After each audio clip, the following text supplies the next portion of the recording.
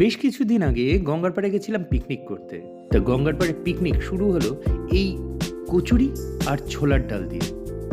তারপরে চলে আসলো এই ঠান্ডা ঠান্ডা কোল্ড ড্রিঙ্কস আর এই ক্রিস্পি চিকেন পকোড়া। দারুণ ছিল কিন্তু।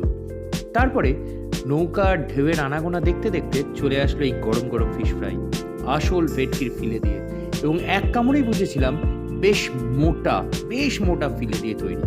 তারপরে দুপুরবেলা গরম গরম ধোয়া ওঠা ভাত আর কষা কষা খাসির মাংস, এই ধরনের চর্বির পিস দিয়ে খাওয়াটা শুরু করলাম। তারপরে কয়েক গাল মুখে ভাত দিয়ে আবার খেলাম একটা বেশ চর্বিওয়ালা এরকম খাসির মাংস। তারপরে শেষ হতে না হতে আসলো এই জেলি জেলি চাটনি, এই পাঁপড়, নলেন গুড়ের রসগোল্লা। আর তারপরে একটু বসে বাকি বন্ধুদের খাওয়া দাওয়া শেষ করতে করতে হয়ে গেল একটু সন্ধে। তা গোধূলির আলো মেখে ফিরে আসলাম বাড়ি।